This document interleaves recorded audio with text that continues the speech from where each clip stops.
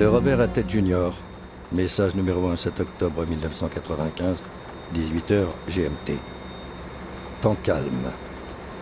Tous les hommes ont embarqué comme prévu et sans problème à Djibouti, d'où nous avons appareillé il y a 48 heures. Venons d'atteindre la zone de rendez-vous dans le golfe d'Aden.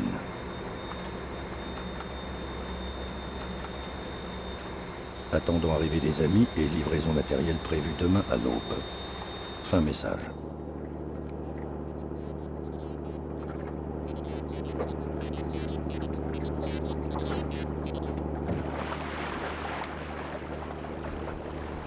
Réunion de l'équipage de tous les membres de l'expédition dans le carré pour briefing avec le chef de mission Robert Henry. Meeting of the crew and all the expedition's members in the war room for the briefing with the mission's chief Robert Henry. Pour résumer, messieurs, ce que vous savez déjà pour la plupart d'entre vous,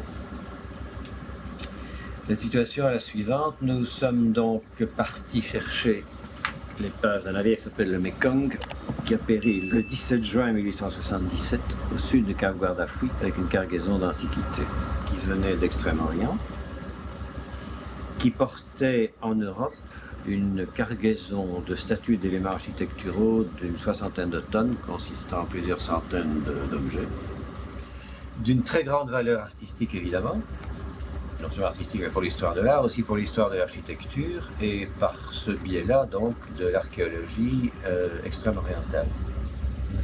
On n'a jamais vendu une pièce d'art cham sur le marché occidental depuis 2 siècles. Ted Edwards, qui est, comme vous le savez, le président de International Marine Salvage, qui sont nos bienfaiteurs, nos financiers, nos mécènes, etc. Et moi-même avons discuté pendant plusieurs jours avec le président de l'autorité du Nord-Est, qui est Abdoulaye Youssef Ahmed. Et nous avons mis au point les détails d'un contrat à terme duquel nous avons l'exclusivité des recherches et nous partageons le produit de nos trouvailles entre le gouvernement et nous-mêmes. Alors, parmi les termes du contrat, nous allons avoir à bord 2 surveillants qui vont s'assurer au nom du gouvernement et de l'autorité du Nord-Est que tout se passe bien et que nous respectons bien nos engagements. Et puis les 2 militaires somaliens armés de mitrailleuses qui doivent assurer notre protection. À terre, nous aurons également une milice, nous aurons une quarantaine de soldats qui seront là et qui se relayeront jour et nuit pour assurer notre sécurité. Bon, c'est pour ça que je vous ai déjà demandé, je vous le répète, d'être extrêmement discret. Mais nous n'avons rien à cacher, c'est vrai, mais enfin, quand même, parler le moins possible. Non, et pas dire où on va. Pas dire où on va surtout.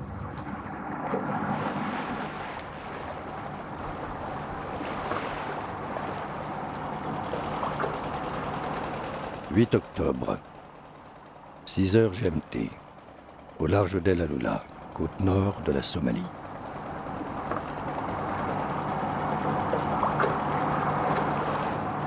Depuis la chute de son dernier président dictateur, Siad Barre, en 1991, la Somalie en tant qu'État n'existe plus. Le pays a explosé en 5 parties, dirigées chacune par un chef de guerre à la tête d'un clan ou d'une faction politique, ce qui revient au même. La guerre avec l'Éthiopie a inondé la région d'armes de tout calibre.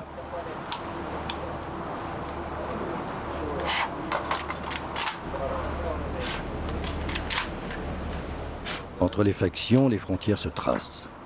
Les conflits se règlent à coups de mitrailleuses.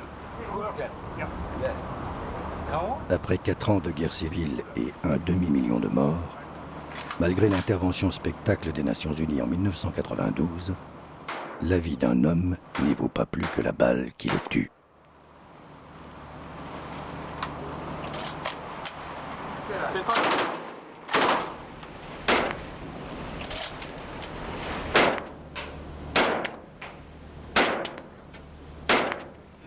Personne ne peut s'aventurer dans les eaux et sur les rivages de la Somalie sans l'accord et la protection d'un clan local.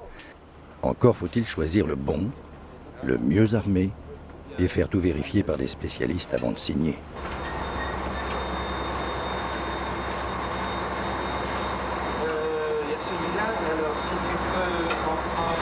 De Robert Attet Jr. Message numéro 2. 8 octobre 95. 12h GMT. Temps calme. La rencontre avec les amis s'est bien passée. Gens agréables, sympathiques et compétents.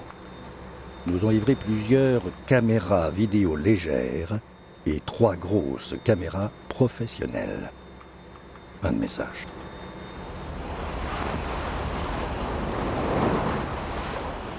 Cap sur la pointe de la Corne d'Afrique. Scorpio fend la houle du golfe d'Aden. Le bateau est loin d'être neuf. Équipage suédois, pavillon maltais, cet ancien chalutier des mers du Nord, a été reconverti dans la recherche et la récupération des épaves. Le navire aurait besoin d'une cure de rajeunissement, mais après tout, pour naviguer dans cette zone à risque, mieux vaut ne pas avoir un bâtiment flambant neuf. Les mâts de charge du vieux cargo sont encore capables d'arracher de l'eau des blocs de plusieurs centaines de kilos et sa cale pourra accueillir les 60 tonnes de pierre, le poids estimé du trésor.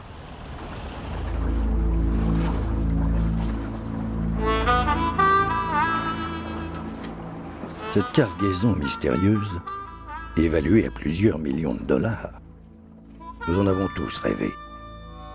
Nous n'en savions pourtant rien, ou presque, avant de monter à bord du Scorpio, il y a quelques jours.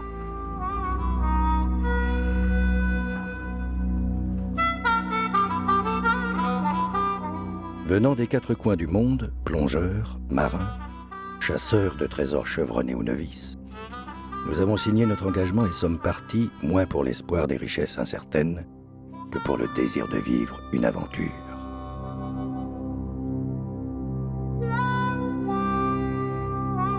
Une expérience rare en cette fin de siècle, que nous savions aussi ne pas être sans danger. Robert était extrêmement clair et je crois même que j'ai la copie de mon contrat où c'est bien marqué qu'on va dans les eaux à risque et qu'il n'y a pas d'aide médicale, tout ça. Je pourrais peut-être le trouver, peut-être le lire. Ouais. Je crois qu'il doit se trouver.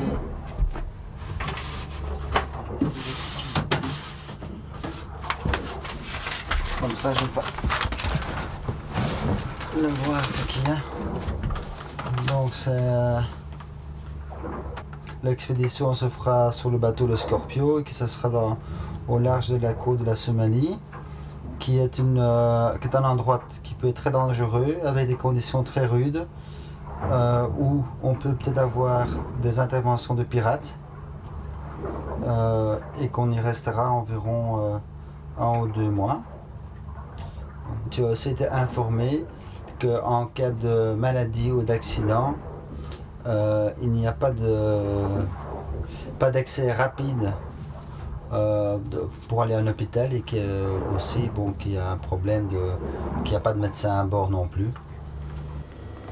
Alors, s'il y a un succès dans l'expédition, tu auras une part, donc un bonus qui va être un pourcentage de la vente des statues. Donc, je crois que c'est 5% pour tout le monde, donc ce sera un 20e de 5%, donc c'est quelque chose de 0,23%, un truc dans ce genre.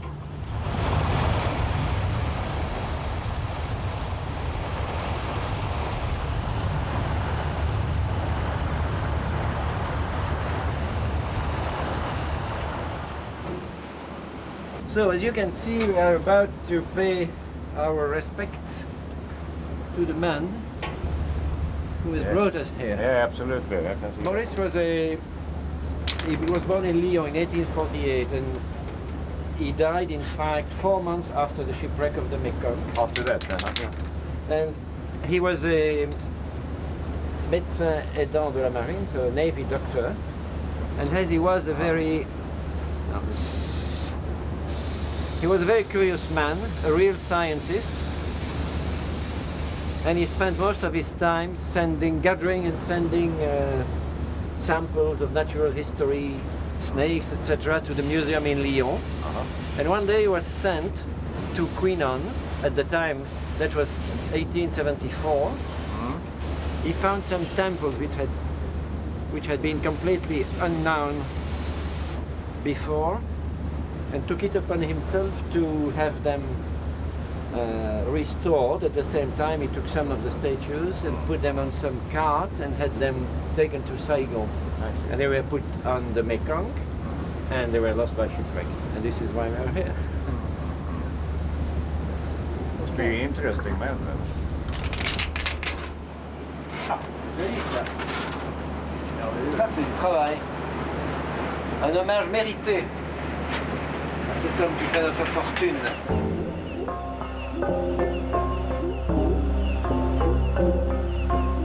C'est dans la région d'Annam, dans l'ex-Indochine, que le médecin français a découvert les statues Cham dans les sanctuaires, les Kalans, déjà à l'état de ruine envahi par la jungle.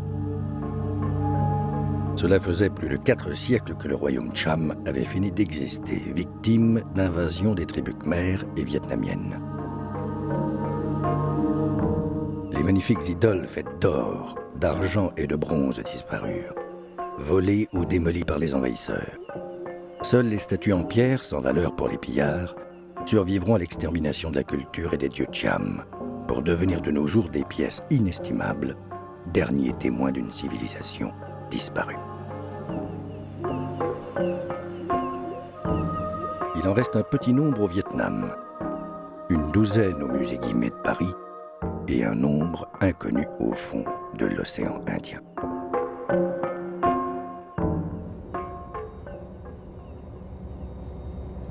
J'ai entendu parler du naufrage du Mekong et en même temps du docteur Maurice pour la première fois tout à fait par hasard au cours d'une soirée chez des amis à Paris.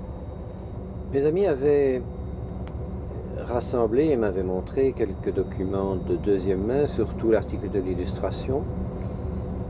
Et ils avaient parlé au grand spécialiste français de l'art Cham, qui avait souligné l'importance extraordinaire de cette collection perdue et la rareté des pierres gravées, des pierres sculptées plutôt.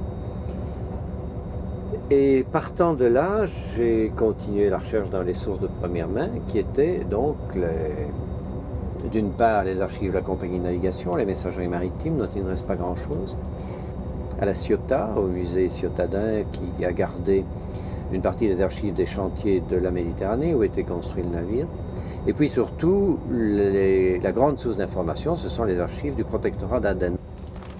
C'est dans les archives, sur les cartes anciennes, en déchiffrant des manuscrits tombés dans l'oubli, que Robert Stenwick trouve ses épaves et ses trésors. Grand spécialiste de l'histoire et de l'archéologie navale, il a appris au fil des années passées dans toutes les bibliothèques du monde ce savoir occulte du décryptage, qui change des informations et des documents d'apparence banale en véritables cartes au trésor. Jamais dans la déclaration d'un officier qui a perdu son navire, on ne peut s'attendre à trouver la vérité absolue et biblique. Et de même, lorsque l'officier politique écrit aux assureurs à Londres en leur disant « Vous savez, il n'y a pas moyen de récupérer l'épave, c'est pas possible pour telle et telle raison, le mauvais temps s'est ensablé, etc. » On doit quand même comprendre si on a bien fait son travail et si on a lu toutes les correspondances d'arrière-plan, on doit comprendre qu'il n'avait aucune envie de récupérer les cargaisons parce qu'il avait passé avec les tribus, avec les Medjahertines, un contrat, un véritable contrat, en bonne et due forme, selon lequel, si les Somalis voulaient bien ne pas massacrer tous les survivants, mais leur louer des chameaux, leur donner un peu d'eau, leur vendre un peu d'eau à grand prix, et les mener sur la côte nord, où on pouvait aller les chercher avec un vapeur venu d'Aden, et bien en échange de ça, ils avaient le droit de pillage sur tous les navires. Le 9 octobre 1995, les lieux et les événements imaginés dans les archives, rêvés sur du papier, deviennent réalité.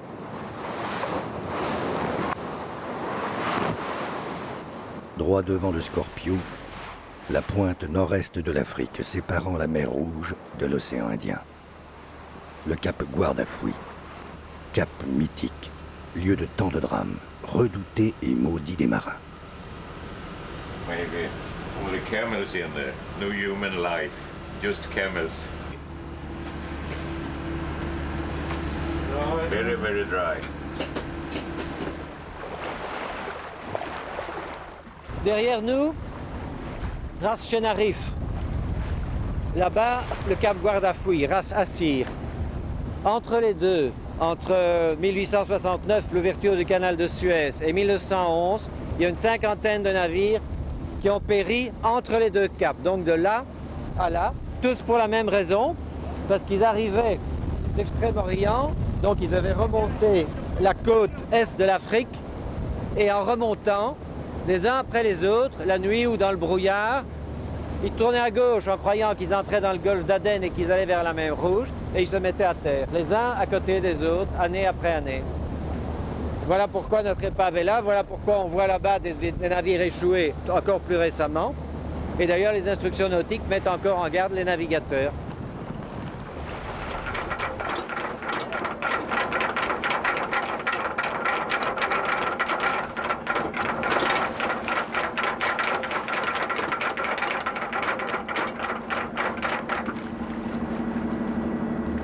Robert, comment vous pouvez être sûr de connaître la position du Mekong avec une telle précision? Mais parce qu'il y avait une autre épave perdue plus au sud qui a fait l'objet d'un relevé très précis par le capitaine Campbell de HMS Kwantung, qui à terre a pris à midi avec son sextant une latitude tout à fait précise. Et il a ajouté la latitude c'est autant, et à 2000 plus au nord se trouve l'épave du Mekong.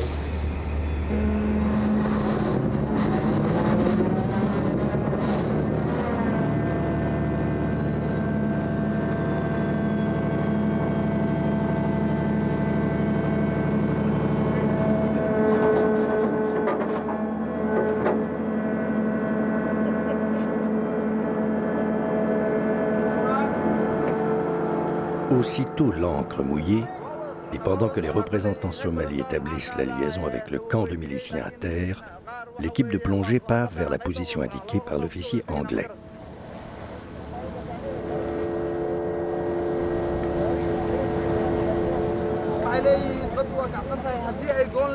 Les communications semblent agitées.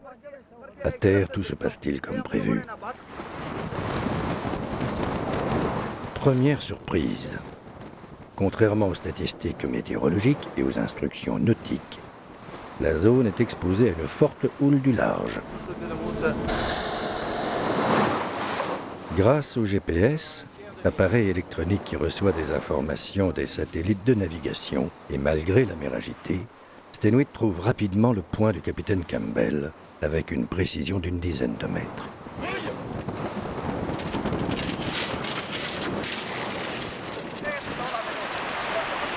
Notre garde armée est bien au rendez-vous.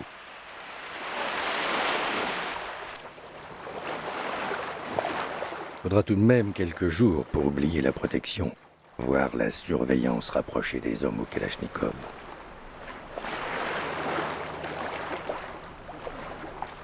Cela fait 3 ans que Robert vit, travaille accroché à ce moment. Des jours, des nuits entières, il a imaginé cet instant précis, où il endosse sa combinaison et se laisse glisser sous la surface de l'océan Indien, à la rencontre du Mekong et de sa fabuleuse cargaison.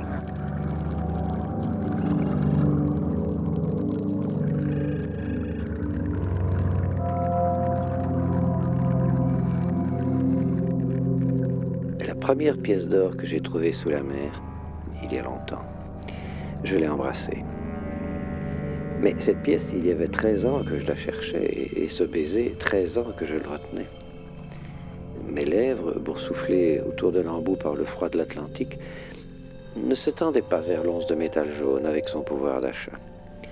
Je crois que j'embrassais le symbole, j'embrassais le rêve devenu matière tangible, j'embrassais de l'histoire écrite sur de l'or. Et cette première pièce que je serrais là dans mes doigts, elle symbolisait pour moi le mot trésor. Un mot magique, oui, mais qui pour moi ne recouvre pas seulement le noble métal jaune, mais aussi toutes les sortes de découvertes. Tout objet d'importance historique, ou sentimentale ou financière, et aussi toute sensation intellectuelle ou viscérale, que je parviendrai à pêcher, soit dans un dépôt d'archives, soit au fond d'un océan. Deuxième surprise. Le fameux point donnant la position de l'épave et que Stenuit espérait d'une précision digne de la Royal Navy s'est révélé faux. Après avoir vidé leurs bouteilles de plongée sur des centaines de mètres, Robert et son équipe n'ont découvert que les débris de plusieurs épaves récentes, mais rien qui pourrait ressembler à un vapeur du 19e siècle. La recherche sera plus difficile, plus longue que prévu. Bon, tout le monde est en place là. La garde sera assurée donc ce soir. Hein. À toi. Bon, Charlie, bien reçu, ici Bravo. Tout va bien, tu peux rentrer à bord du Scorpio maintenant. Terminé pour moi. Ok, terminé également. Première nuit au cap Guardafui. Les miliciens somalis ne sont pas les seuls à veiller sur notre sécurité. Une équipe d'hommes de l'ombre, de guerriers est là aussi engagée, payée pour faire face à n'importe quelle situation. La garde du Scorpio sera assurée 24 heures sur 24 par ces professionnels dont les visages devront rester invisibles et secrets pendant toute la durée de la mission. Eh bien, mon rôle officiel sur le bateau consiste à assurer la sécurité de ce bateau. Toute cette zone a été le théâtre de certains actes de piraterie ces derniers mois. Elle n'est pas très sûre. Les accords que nous avons avec les Somaliens leur imposent d'assurer notre sécurité, donc la présence à bord de quelques Somaliens avec un armement léger. Nous avons des mitrailleuses et des kalachnikovs pour assurer la protection rapprochée du bateau.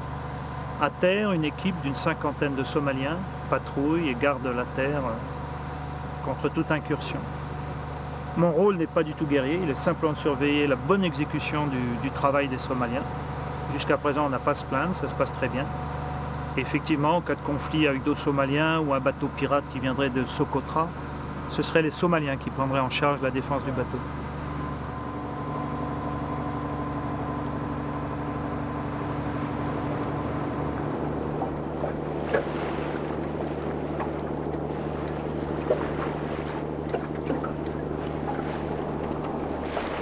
Impatient de continuer la recherche, Robert contemple les premiers rayons de soleil sur les falaises du cap Chénarif. Malgré la déconvenue d'hier, sa confiance reste intacte. Un magnétomètre est installé à bord du docteur Morris qui va quadriller toute la baie. Cet appareil ultrasensible détecte toute masse métallique dans l'eau. Si je calcule bien, ça fait la 8e, ça. Tout à fait. Épave numéro 8. Oui, c'est un très gros bateau, là. Il y a quelques milliers de tonnes de ferraille.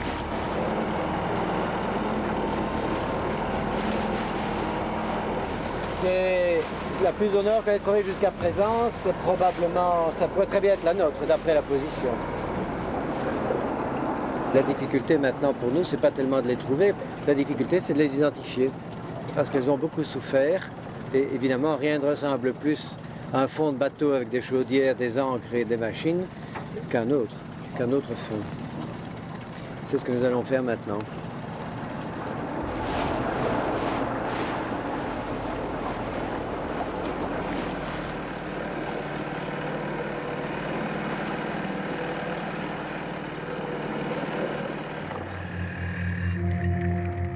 Robert Stenuit doit sa renommée surtout à la découverte de la Girona, l'un des vaisseaux de l'invincible Armada sombré en 1588 sur les côtes d'Irlande.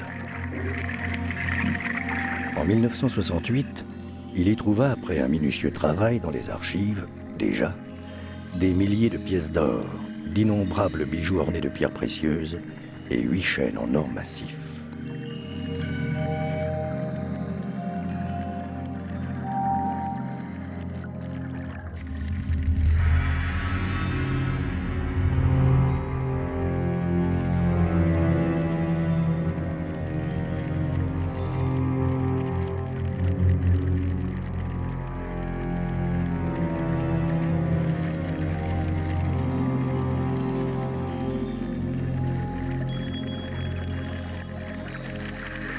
Aujourd'hui, en Somalie, dans les eaux où aucun plongeur ne s'aventura avant lui, la fortune sera-t-elle encore de son côté pour trouver le Mékong ?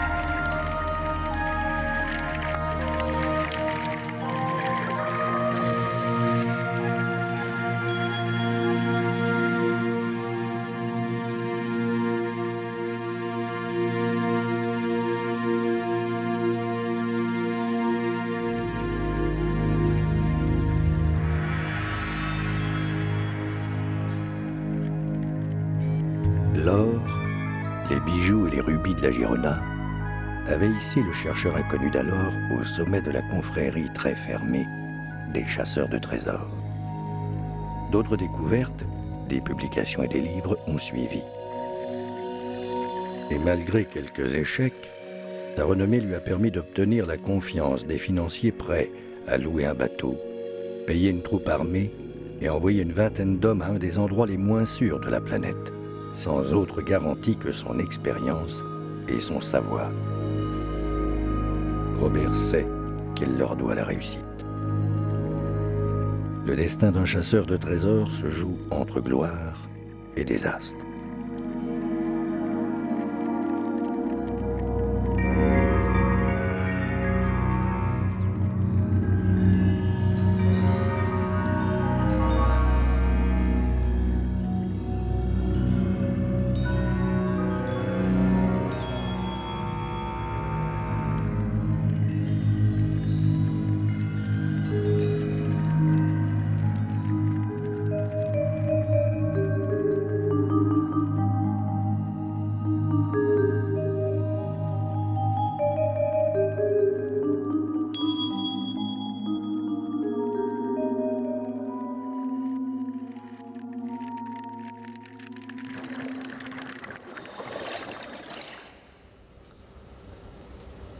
Nous avons trouvé à ce jour 8 épaves, parmi lesquelles il y a presque certainement le Mekong.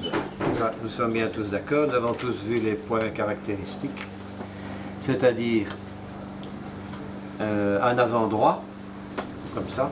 Ouais. Le gouvernail, évidemment, est exactement ce qu'il est couché par terre, c'est le bon gouvernail, c'est le bon trou d'hélice, je ne sais pas comment ça s'appelle. Mais enfin, de toutes les épaves qu'on a vues, c'est la seule qui rassemble toutes ces caractéristiques, et surtout, et ça c'est capital, c'est la seule qui pointe au sud. Proue au sud, poupe au nord. Or, tous les témoignages, ainsi que le dessin d'un survivant publié dans l'illustration, nous montrent bien une épave, cap au sud, proue au nord. Comme c'était un navire de passagers, enfin mixte, cargaison passagers, tout l'arrière était réservé aux passagers, donc nos statues devaient être là, ou un peu dans les deux. Messieurs, je vous propose d'aller prendre un repas bien mérité, avec une pensée émue pour toutes ces belles choses disparues, l'intérieur du Mekong, plus style Napoléon III, avec des cariatines dorées, des flonflons, des guirlandes et des escaliers en chêne verni. Tout ça, parti.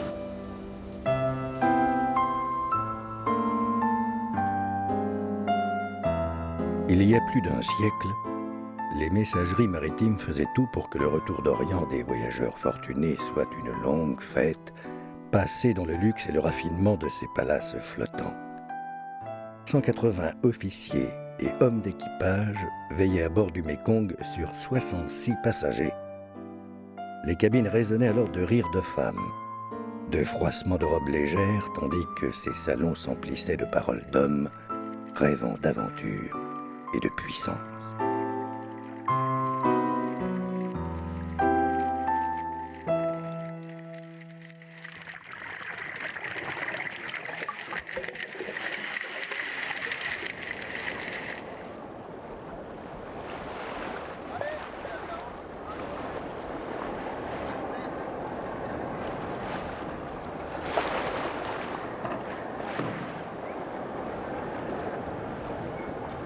Jour après jour, la longue houle de l'océan Indien, brassant des milliers de tonnes de sable, envahit, enfonce l'épave du navire.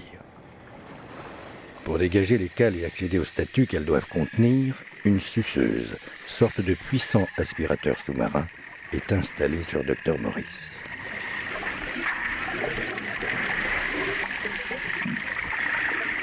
L'air comprimé aspire le sable et des débris légers, les recrachant près de la surface.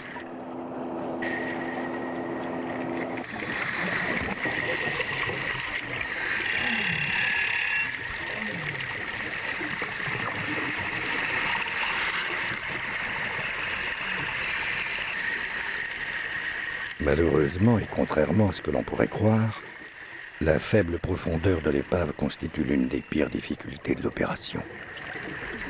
dans à peine 5 mètres d'eau.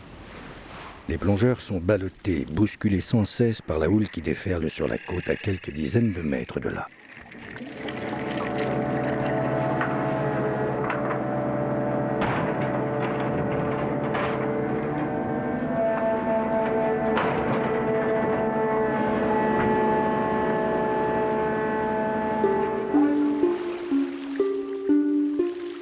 Les jours et les nuits passent. De l'aventure, on passe à la routine d'un chantier.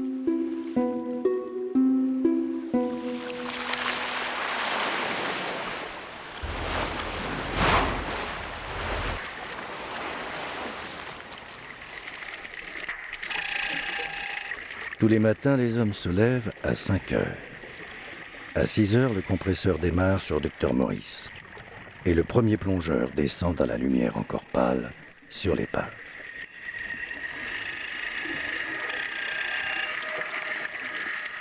Une heure et quelques mètres cubes de sable plus tard, épuisé par la houle, transi par le froid, il est relayé par un équipier. Il remonte alors à bord pour se reposer et attendre son prochain tour dans le bruit infernal du compresseur.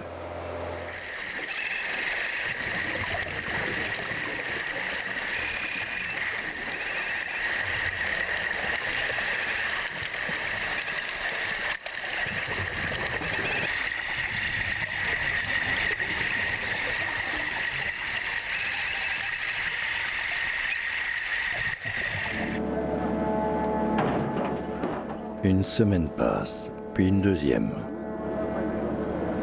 Le surveillant en Somalie se détendent, délaissant même la Kalachnikov qui ne les quittait pas les premiers jours. Chaque soir, il guette le retour du docteur Morris, attendant de voir enfin le fameux trésor. Chaque soir, ils sont déçus. Ils ne sont pas les seuls.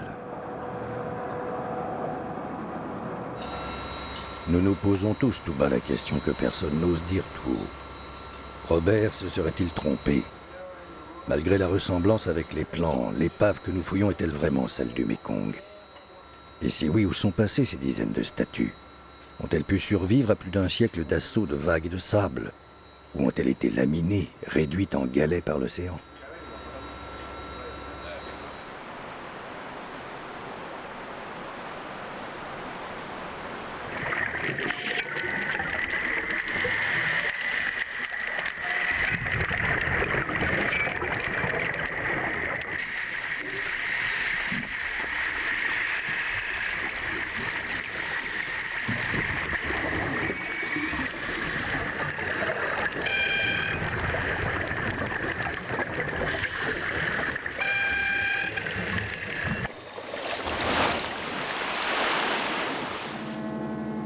Un jour après le début des fouilles, l'épave livre enfin quelques pièces sculptées en bois d'ébène.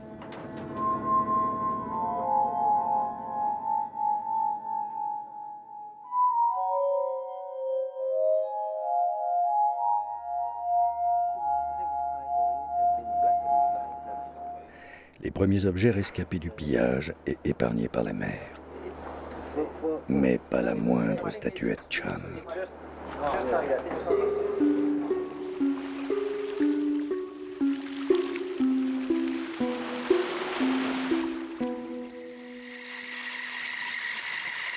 Et il manque toujours la preuve tangible, irréfutable que le tas de ferraille dans lequel nous nous frayons un chemin fut jadis le fleuron des messageries maritimes françaises.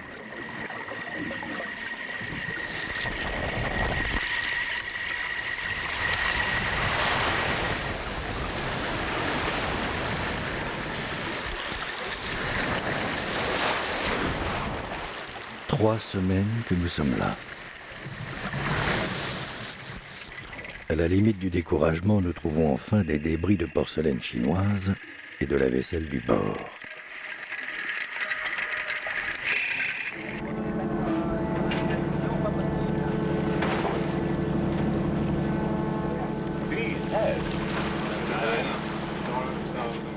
Cassiopeia, inte i byn, utan från byn alltså.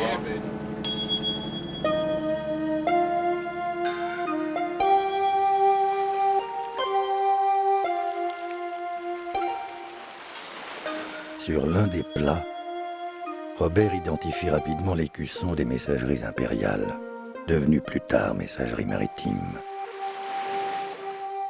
Le Mekong a été le seul navire de la compagnie perdu dans ces parages. Malgré cela, le mystère des statues subsiste. Certes, selon l'accord de l'époque, toute la cargaison a été livrée en pillage aux tribus de la côte en échange de la vie des naufragés. Mais Robert reste persuadé que les indigènes ne pouvaient pas s'intéresser aux blocs de pierre sculptés de taille et de poids considérables. Mais s'il en avait été autrement?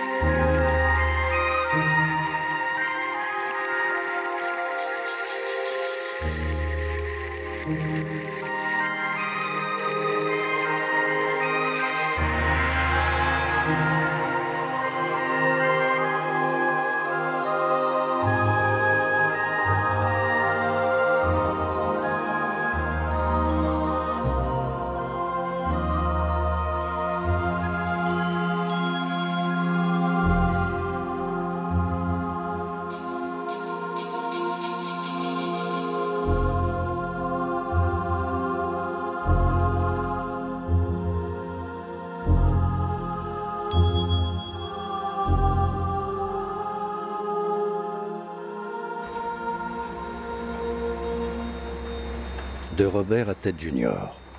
Message numéro 3, 25 octobre 1995, 20h GMT. Temps calme. Avons trouvé aujourd'hui 2 pierres d'environ 50 kg chacune. Très bon état de conservation. Avons besoin urgent d'explosifs pour continuer le travail. Fin de message.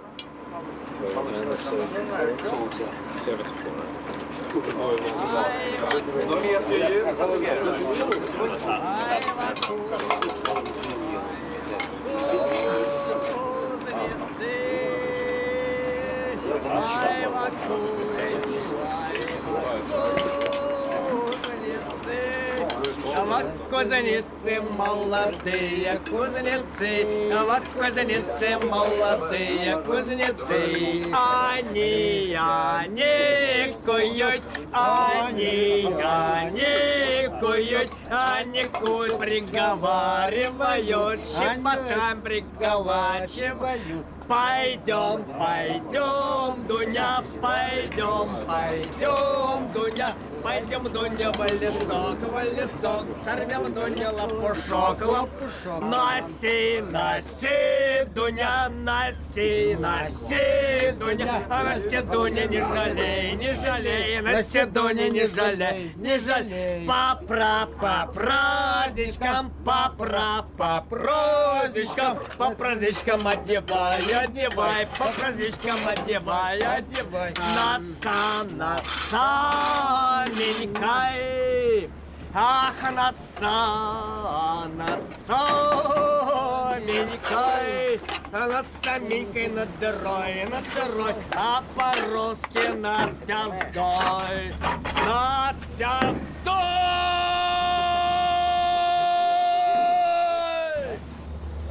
Me is Dr. Melnikov Igor from Institute of Oceanology, Academy of Science of Russia. Alexander, you introduce yourself.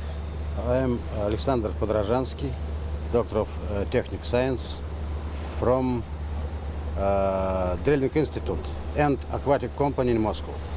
Sacha et Igor, ici vous travaillez vraiment dur, peut-être le plus dur de tout l'équipage. Est-ce que vous ne regrettez pas le temps où la marine soviétique était la plus puissante du monde et où vous partiez avec la flotte de navires océanographiques faire des recherches sur tous les océans? Je regrette beaucoup, je ne regrette pas beaucoup about the former Soviet Union life. You know that sometimes I regret because I was very calmly. I haven't problems to organize expeditions, but I was always under the press of the system. Now, je ne regrette beaucoup of the same system because I am free. You see, Sasha and me like birds now. It's the best treasures that you have, being free.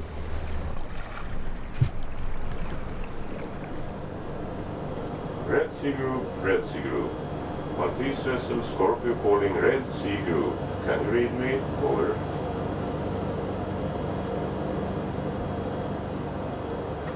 Depuis quelques jours, le capitaine suédois est inquiet. Il n'arrive plus à établir la liaison avec notre base de protection à terre. Panne de radio, problème technique ou ennui plus sérieux. So, I don't know why they don't answer. Stenuit décide alors d'envoyer à terre une équipe dont un garde armé pour rétablir le contact.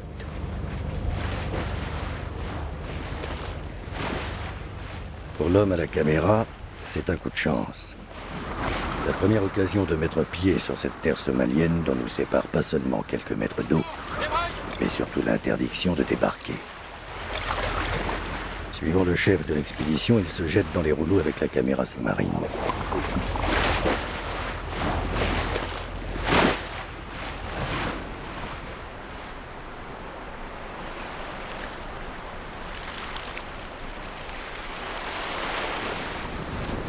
Un peu plus tard, une pirogue vient chercher les autres, lestée d'armes et de batteries pour la radio.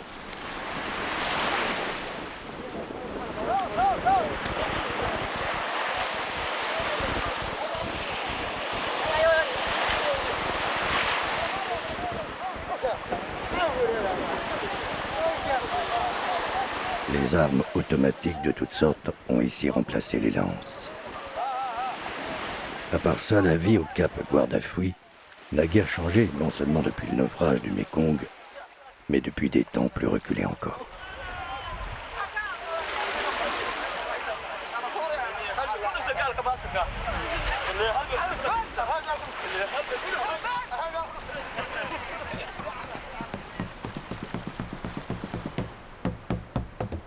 Les miliciens chargés de notre protection sont des partisans du SSDF, Somali Salvation Democratic Front, à la fois parti politique et clan tribal qui contrôle tout le nord-est de l'ex-Somalie.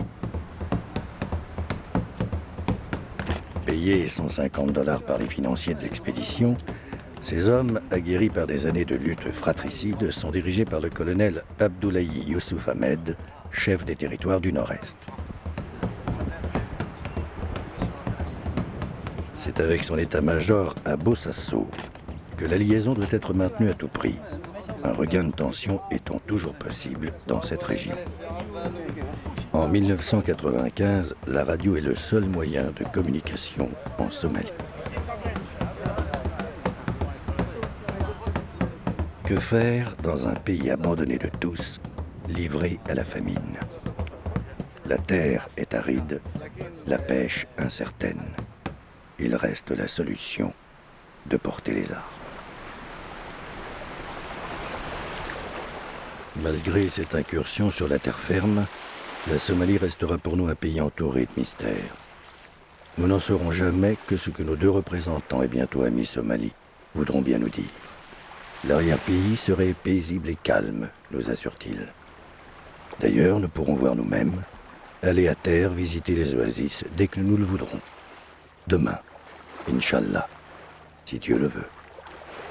Hélas, Dieu ne l'a pas voulu. Ni demain, ni plus tard. Il lui manquait toujours quelque chose, un camion, de l'essence ou quelques hommes en armes.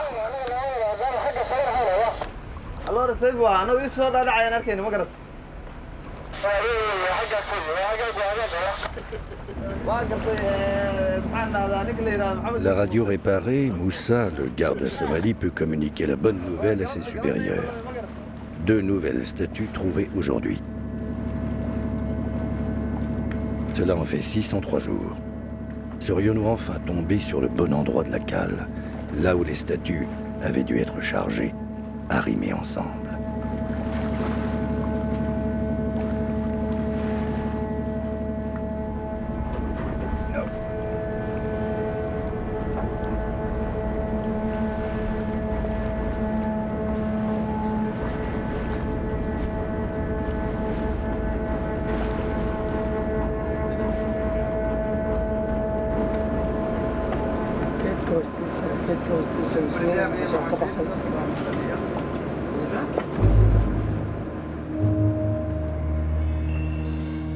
Les rares statues Cham connues à ce jour sont autant de mystères pour les historiens cherchant à percer l'énigme de leur provenance et de leur datation. Comme dans le cas de la collection Maurice, dont nous sortons les premières pièces, l'absence de toute indication, la grande variété de styles et de personnages rendent impossible toute classification rigoureuse.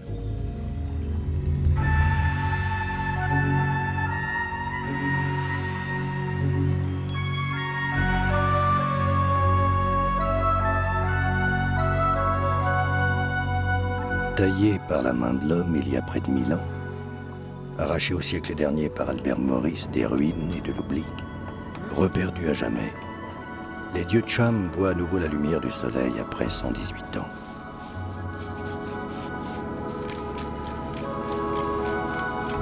On voit des traces de couleur sur la tiare, sur la collerette et sur la ceinture du pang, je sais pas. Mais c'est bien la première fois que je vois ou que j'entends parler de couleur sur un bas-relief Cham.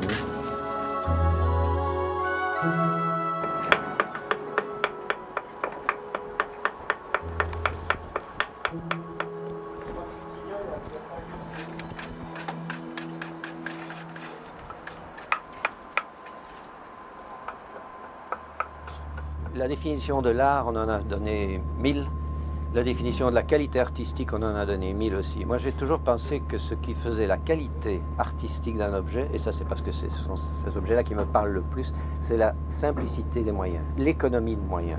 Alors je vois des objets qui sont en pierre brute, qui ont été taillés, mais le moins possible, avec des outils très simples, probablement un burin et une masse et un marteau. Était-il en fer, était-il en silex, je n'en sais rien, ce n'est pas moi, je ne connais rien de tout cela. Mais je vois qu'avec très très peu de choses et très peu de moyens, ils ont réussi à donner une expression et une puissance et une présence à leur sujet qui me touche. L'expression qui sort de ces visages de pierre, je comprends qu'il y a quelque chose là qu'ils avaient dans le ventre, quelque chose qui était du grand art.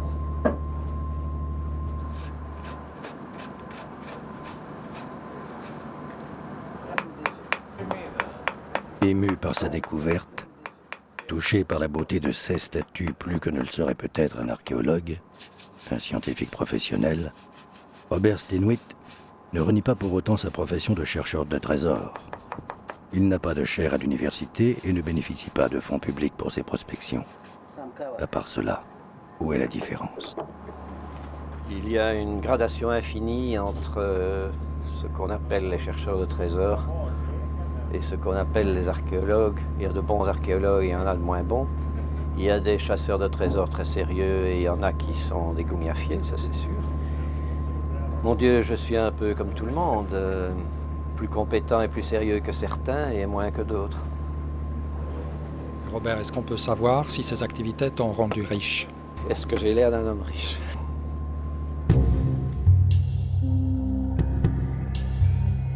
Nos surveillants et amis somalis ont décidément du mal à croire à cette histoire de statue. Comment?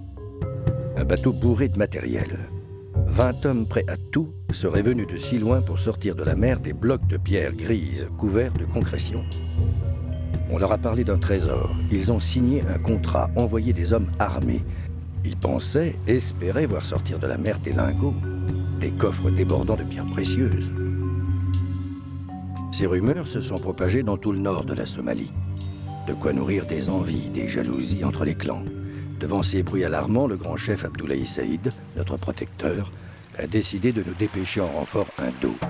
Sorte de boutre surgit un matin de la lumière immobile et du temps.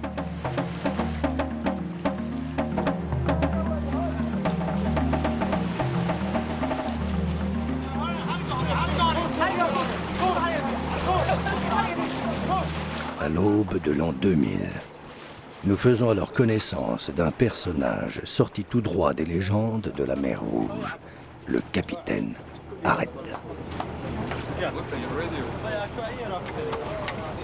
Son bateau est de ceux qui sont construits sur les bords de la mer Rouge depuis des siècles. Quant à son armement, il date bien d'aujourd'hui.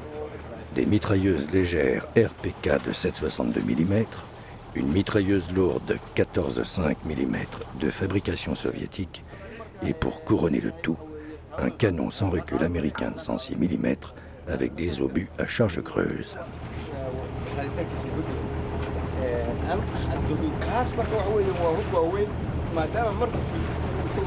Une mitrailleuse russe Goryanov vient renforcer l'arsenal défensif du Scorpio qui restera sous la garde et la surveillance du Boutre.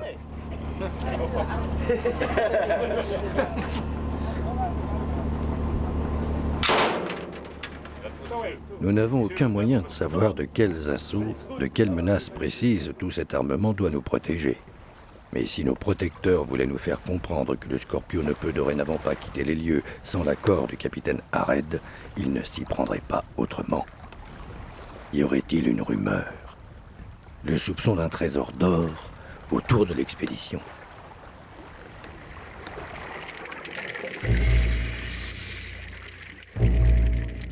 Au fond de l'eau, le travail devient de plus en plus difficile. Les parties supérieures de l'épave, dégagées du sable, ont déjà livré tous leurs secrets.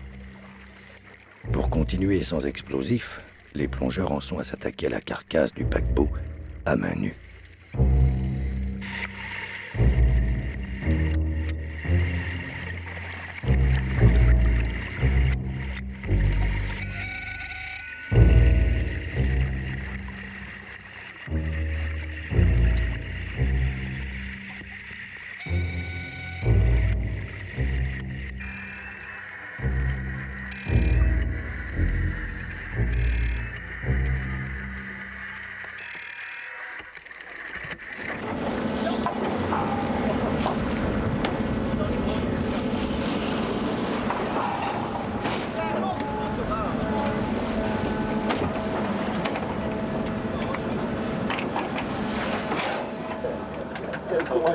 Very tired. Very tired. Carol. Yes. You know that it's not so easy to work here. Believe me. It's seen from the outside that it's easier, but not so easy to work. Des murmures se font entendre dans l'équipe contre la technique jugée trop rustique par certains, et l'obstination du chef de l'expédition a mené la fouille comme un bras-le-corps avec les éléments. J'ai commencé mes activités sportivo-scientifiques par la spéléologie. Et le grand charme de la spéléologie, justement, ce qui attire et retient ses pratiquants, c'est l'inconfort total. C'est le froid, c'est la boue, c'est l'épuisement physique. Et puis, les satisfactions profondes qu'on ressent quand tout ça s'arrête et qu'on se dit, eh bien, tout de même, je suis passé par des, pas plein épreuves, enfin, par des situations où je me suis bien débrouillé. Et je pense que dans le genre d'activité que nous pratiquons actuellement en Somalie, ce ne sont pas les sources d'inconfort, ni les difficultés, ni même les dangers qui manquent, et ça fait partie de la valeur de l'expérience que nous vivons, je crois, et de la qualité des satisfactions qu'on en tire. Est-ce que tu es sûr que cette philosophie est partagée par tous tes coéquipiers? Mais je pense que si ce n'était pas le cas, ils ne seraient pas là. En tout cas, ceux qui sont avec moi pour la 7e ou la 8e expédition. Non, ça n'a rien à voir. La dureté du climat, on l'accepte. La chaleur, on l'accepte. La houle, on l'accepte. Mais parce qu'on ne peut pas faire autrement. Maintenant, quand il s'agit d'une simple histoire d'épaisseur de combinaison, autant mettre tous les atouts de son côté. Il est évident qu'on doit s'adapter aux circonstances, aussi dures soient-elles, mais... La mortification n'a rien à voir avec le résultat du travail. Enfin, il est évident que quand on peut faire travailler le matériel plutôt que le bonhomme, il faut privilégier le matériel.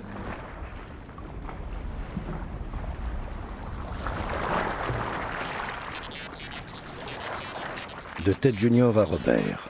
Message numéro 12. 7 novembre 1995, 11h, GMT. Arrive avec mon père par avion spécial le 12 novembre, 7h, GMT. Avant accord du grand chef pour atterrir à El Aloula. Apportons médicaments et pièces de rechange. Prière d'organiser transport sous escorte jusqu'à Scorpio. Espère obtenir explosifs au Pakistan.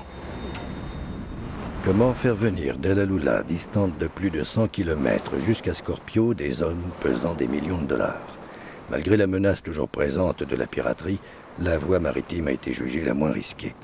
Le boutre du capitaine Hared est en effet l'unité la plus rapide et la mieux armée de toute la Corne d'Afrique.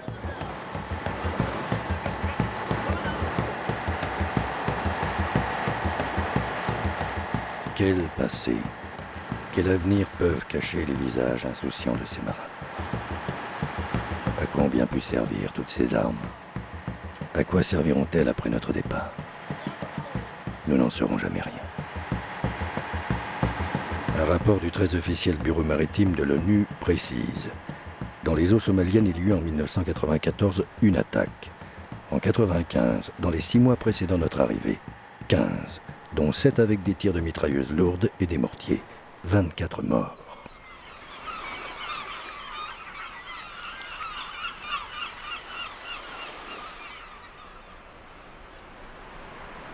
L'aéroport, ou plutôt la piste d'El Aloula, est déserte. Aucune nouvelle de nos Américains. Sont-ils partis de Djibouti? Ont-ils fait escale à Bosaso? Mystère. L'attente se prolonge.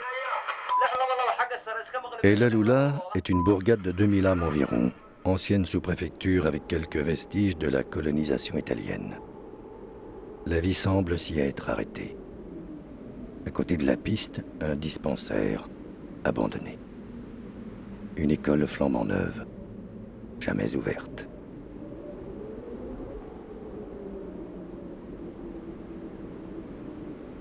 La Somalie, un pays en mort clinique.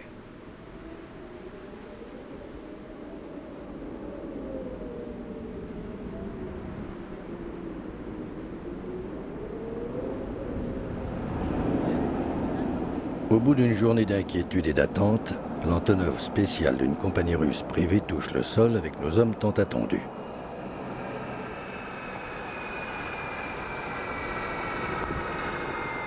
À part Robert Stenhuit, personne de l'expédition ne les a encore jamais rencontrés. À quoi peuvent donc ressembler les deux Ted Edwards, senior et junior, venus tout droit de Westchester, en Pennsylvanie? Deux hommes qui prennent le Concorde jusqu'à Paris, qui vont à Djibouti et qui arrivent enfin sur une piste perdue dans les sables pour visiter leur entreprise. Une affaire de chasse au trésor, comme d'autres visiteraient leur nouvelle usine de chaussures. Yes. Do we have it? No, he's saying. Yeah. He's saying. Oh no, no, no.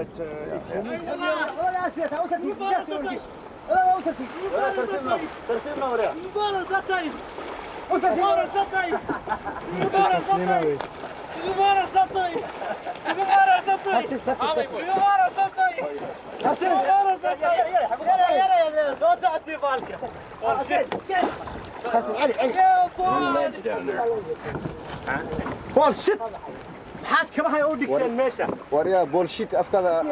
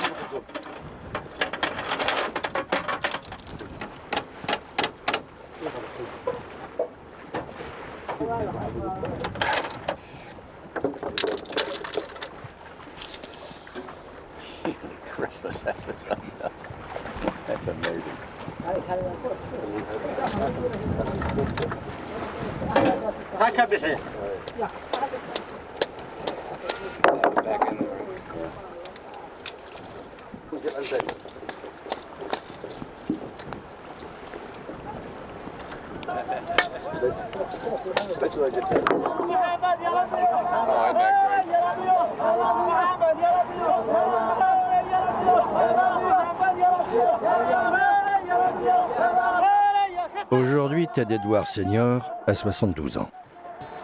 Officier pendant la Deuxième Guerre, il avait fait fortune dans les années 50 dans le papier d'emballage, achetant, vendant, rachetant à nouveau et à plusieurs reprises sa propre société. Quant à Junior, diplômé de sciences économiques, il a tenté sa chance dans la récupération de déchets, y a gagné quelques millions, puis a misé sur l'immobilier où il a tout perdu, y compris ses biens personnels. C'est alors que Ted Senior a eu l'envie de créer une société commerciale de recherche et de récupération de trésors, et l'heureuse idée d'en confier la direction à Ted Junior. Le duo fonctionne à merveille.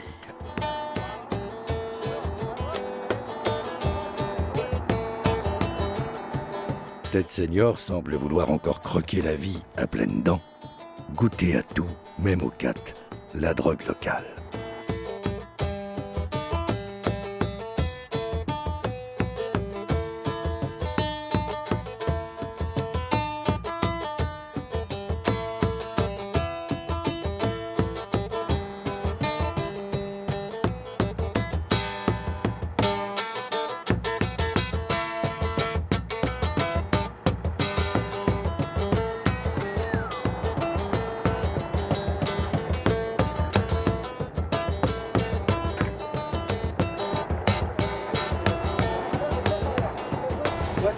Wait for the right moment.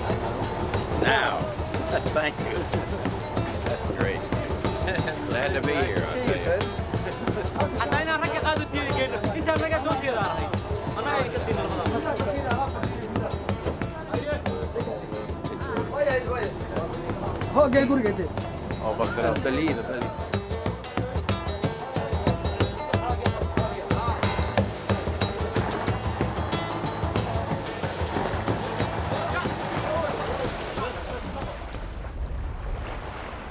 De quoi peut bien parler un chasseur de trésors avec ses financiers? De finances, bien sûr. Et de la dynamite. Est-elle dans les bagages des Américains?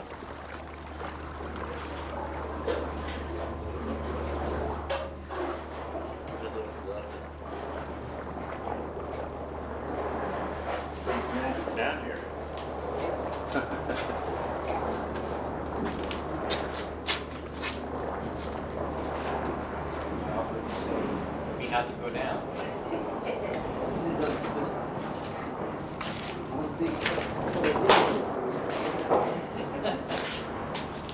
The first time we say, wow. It is.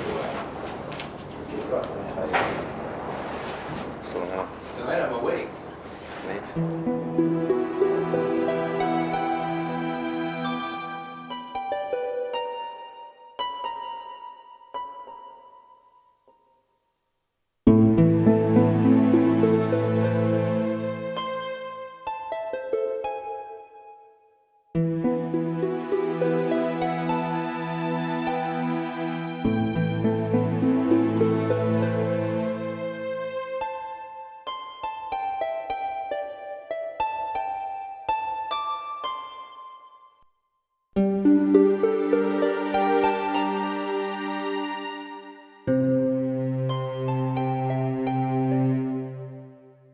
For so long we've been wanting to see what we, been raising funds for this and planning this operation, and to be able to finally see the results, it's just, it's staggering. I got chills from just thinking about it.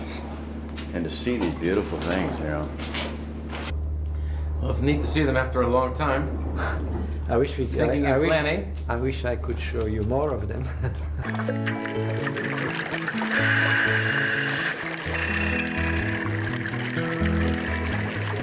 Quelle expérience, quel souvenir pour ces deux financiers de Pennsylvanie que ce voyage aux allures d'un week-end pour millionnaires, vraiment pas comme les autres.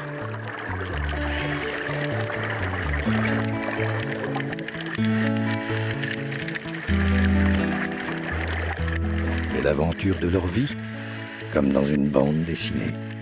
Leur enthousiasme est sans limite. Ils veulent tout voir. Tout photographier.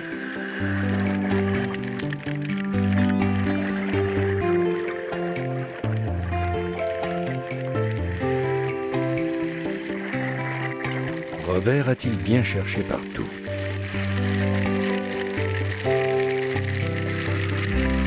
Nous sommes enchantés pour avoir trouvé le Mekong.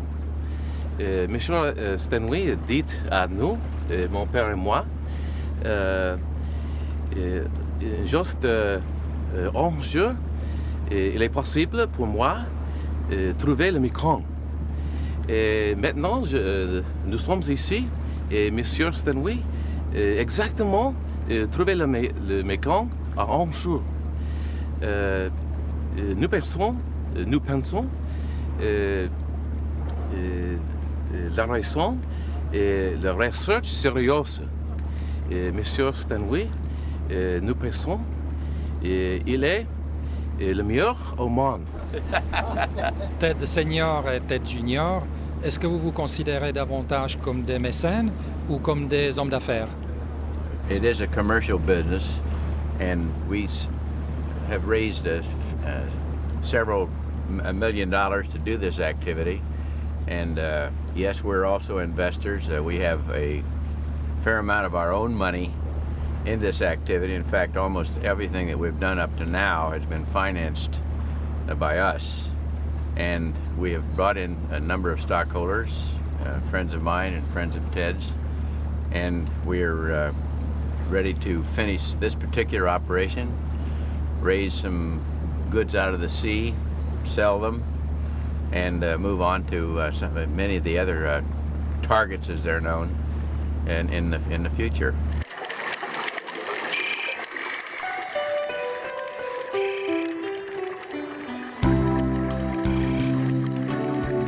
La Société internationale de sauvetage maritime ira toujours plus loin, toujours plus profond pour ses investisseurs.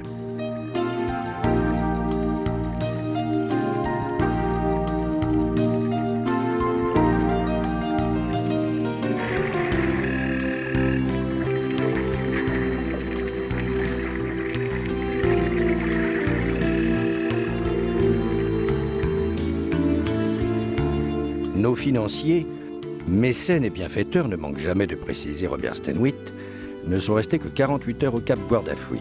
Affaire oblige. Ils n'ont pas apporté dans leurs valises les explosifs tant espérés, mais ils ont promis de faire l'impossible pour nous en expédier au plus vite. En attendant, on sort le chalumeau.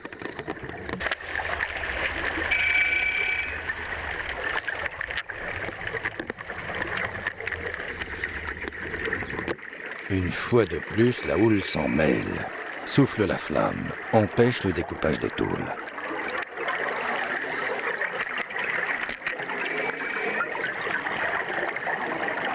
Est-ce que tu es saisi quelquefois par le doute? Le doute à quel sujet? À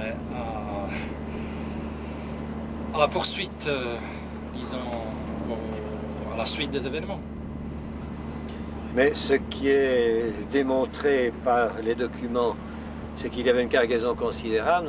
Nous en avons trouvé une toute petite partie. Cette cargaison n'a pas été récupérée, donc elle est au fond, quelque part au fond, et c'est à nous de la trouver. Et nous la trouverons. Enfin, c'est ça ma question. Est-ce que tu ne doutes pas qu'on trouve une partie importante de la cargaison? Mais si nous sommes capables, si nous recevons les explosifs dont nous avons besoin, comme je l'espère, et comme c'est organisé, et si nous pouvons dégager tout ce qui couvre l'endroit où devraient se trouver les statues, eh bien nous les trouverons. Dans un mois? Dans un mois, dans un an, dans un jour, dans une heure.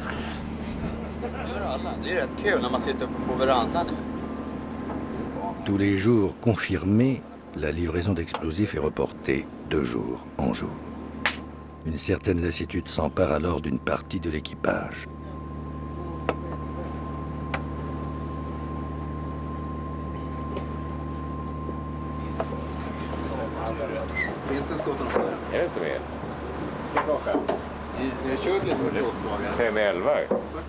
Depuis ce matin, il n'y a plus de bière à bord non plus, donc ça va faire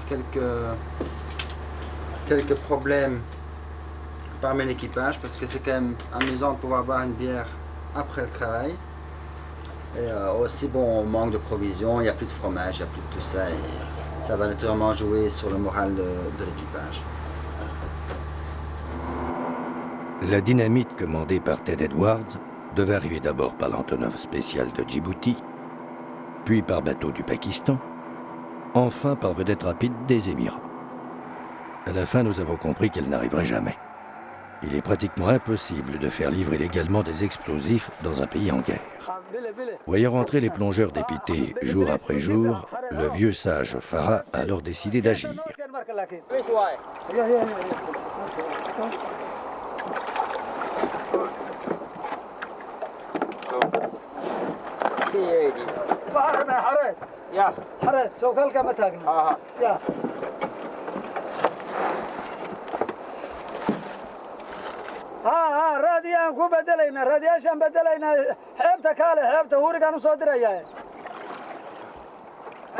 Où a-t-il bien pu dénicher 20 kilos de dynamite? Mystère. Tout ce que nous saurons, c'est qu'elle provenait d'un stock déjà ancien et qu'elle n'était pas particulièrement destinée aux travaux sous-marins.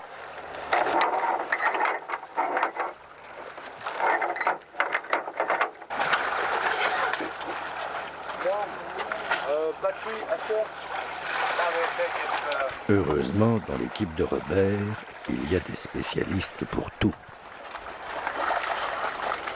On est déjà bien content que ces braves gens nous aient trouvé ça. Je veux te dire. On a fait les grandes écoles aussi. Grandes écoles.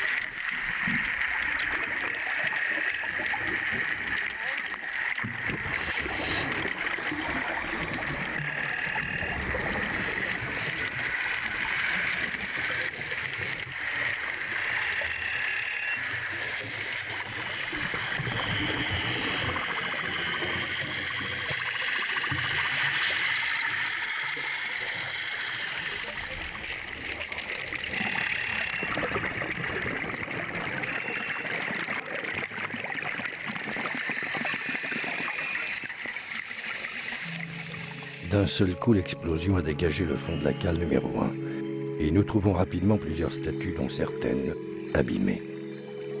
Pas par l'explosion, par des peuples qui ont exterminé les Chams et leurs idoles. Ces pièces étaient en effet si rares déjà il y a plus d'un siècle qu'Albert Maurice n'hésitait pas à recueillir et à préserver même des statues au visage défigurés par les envahisseurs.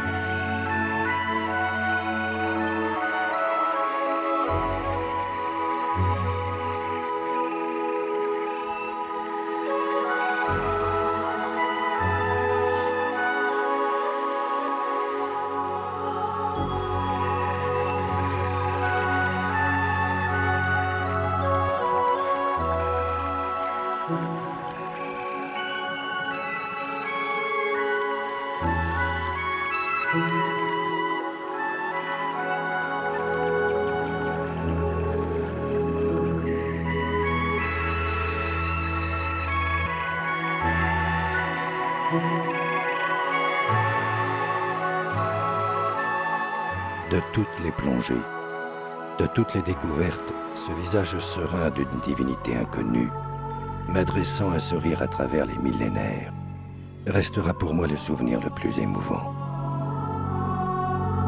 Ce sera la récompense pour ces 2 mois d'efforts et de peine au cap Guardafui. Ce sera aussi le dernier souvenir.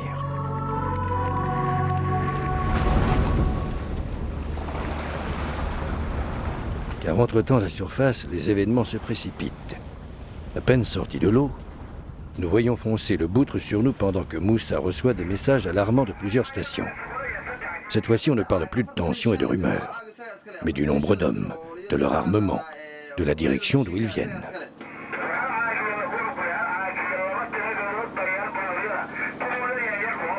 Ça fait presque 2 mois que nous sommes ici. Il y a beaucoup de rumeurs en Somalie à propos de ce bateau.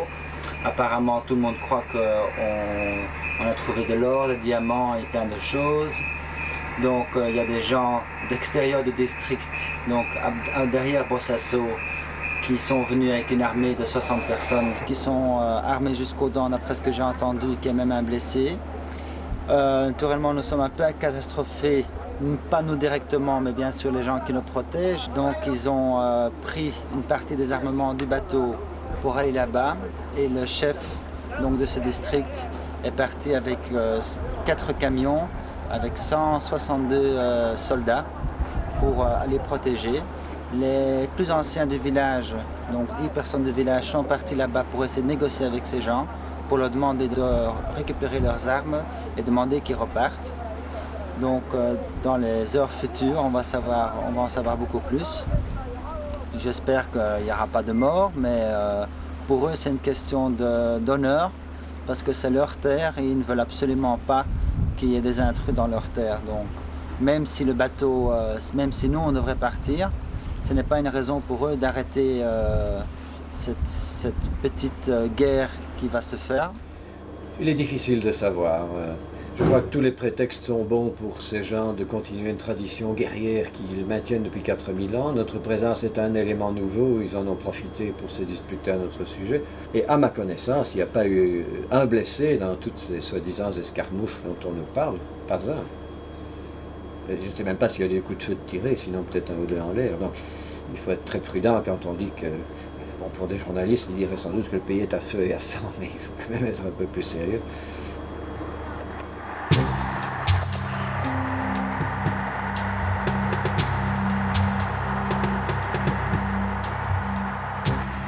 Comme tant de fois déjà, nous n'aurons droit qu'aux explications vagues et embarrassées de nos amis qui ont tout fait depuis 2 mois pour nous présenter leur pays comme un havre de paix.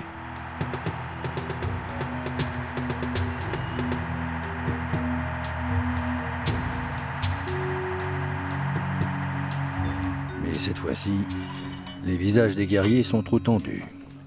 Et pour la première fois, on prépare les armes lourdes. Les attaquants sont bien là, derrière les montagnes. Mais est-ce un commando intégriste venu du Yémen, comme l'affirment certains, ou plus simplement une faction rivale du nord de la Somalie? This make coming from Europe, not from Africa. After this, some element destructive, no constructive, no medicinal, no food. It's only to make it die. And who I kill? Who killed me? Why I kill? Why someone kill me? That's the question. That I ask you, why the European make this and to sell in Africa? Why we not get this gun in this mountain? We get from Europe. We can't get. That's the question. The Europe must stop this, make a medicinal for us. No gun. Make a food for us, if they help. Or we pay our money. No gun. For kill, for between us. That's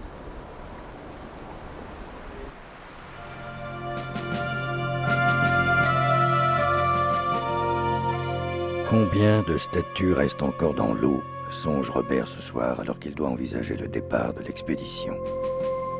Le contrat de 2 mois arrive à son terme et les Somalis refusent de le prolonger ne serait-ce que d'un seul jour. Ils ne peuvent plus garantir notre sécurité.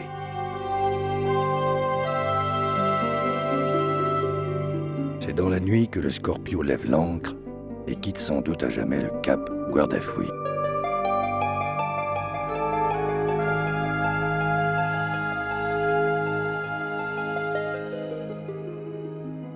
Avec 18 statues dans la cale, Robert Stenhuit n'est toujours pas devenu un homme riche, sauf de souvenirs et d'expérience, comme il dit.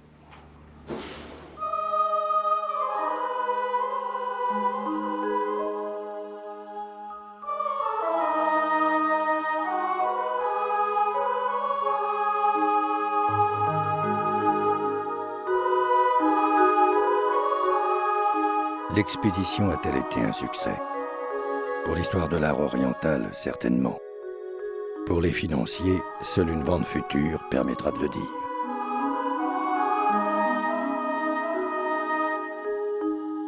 Quel va être le destin de ces œuvres sauvées de l'océan et de l'oubli? Leurs découvreurs souhaitent qu'elles ne soient pas dispersées dans une vente aux enchères.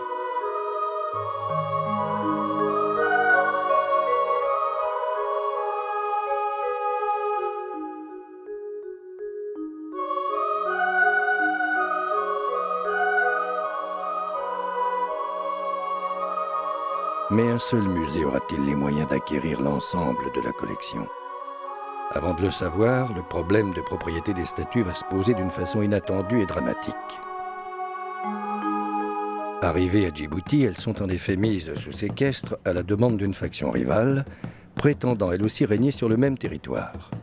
Scorpio, avec son équipage, dénoncé comme pirate, est consigné au port tandis que Stenhuit tente de prouver aux autorités son bon droit face à ce qu'il qualifie de tentative de chantage et d'extorsion.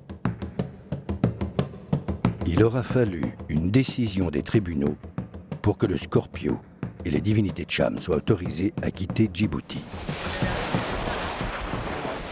C'est là que nous avons vraiment compris ce qu'on voulait nous cacher, la lutte entre les factions et le bruit des armes au cap Guardafui. Les statues en lieu sûr, il reste à Stenhuit à résoudre l'énigme de leur nombre. Selon des sources différentes, Maurice aurait envoyé à Lyon soit 60 tonnes, soit 30 caisses, c'est-à-dire 30 statues. Où est la vérité? Retour de Somalie. Stenhuit poursuit son enquête à Lyon, ville natale du médecin. Après avoir fouillé 3 jours dans les archives de la ville, il y découvre l'incroyable. Une partie de la collection, soit 10 caisses, avec 10 statues, aurait été envoyée à Lyon sur un autre navire avant le naufrage du Mékong. Et elles seraient arrivées à destination. Mais aucun spécialiste de l'art Cham ne les a jamais vues. Où peuvent-elles se trouver aujourd'hui? C'est en épluchant plus de 60 ans de registres que Steenhuit trouve enfin un document datant des années 30. La description détaillée du premier envoi d'Albert Maurice. La piste, alors, semble s'arrêter net. L'inventaire se trouve bien là, au musée des Beaux-Arts de Lyon, mais point de statue.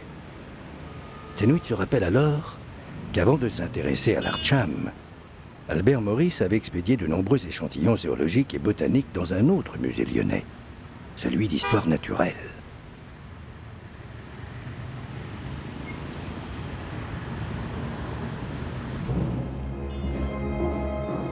Mais là, personne ne semble au courant d'un véritable trésor archéologique, de statues uniques au monde, recherchées par tous les spécialistes.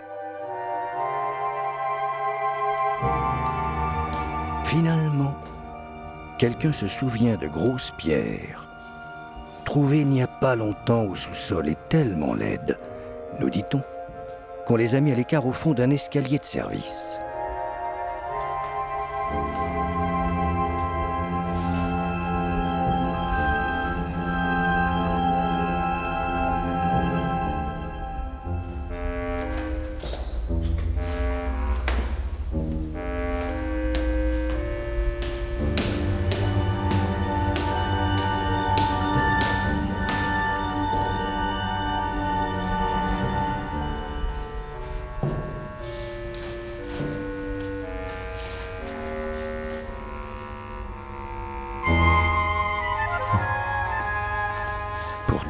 Les mêmes. Robert Steenhuit a passé 3 années de sa vie. Des millionnaires américains ont joué leur fortune. Des hommes ont risqué leur vie. Ces pièces-ci, en fait, n'ont pas été englouties dans le naufrage du Mekong, mais elles sont également, comme aurait dit le docteur Maurice, dans une grande mesure perdues pour la science, en tout cas pour le public et pour les spécialistes qui ne les connaissent pas, puisqu'elles n'ont jamais été publiées. Et en fait, au lieu d'être englouties, elles ont été enterrées, littéralement enterrées pendant 50 ans, dans les caves du musée des Beaux-Arts, après que le musée d'histoire naturelle les ait refusées. Ce qui fait que finalement, cette expédition en Somalie aura eu un double profit pour les études, j'espère, de l'art d'Extrême-Orient, puisqu'on aura retrouvé des statues non seulement en Somalie, mais même dans un escalier d'un musée de Lyon.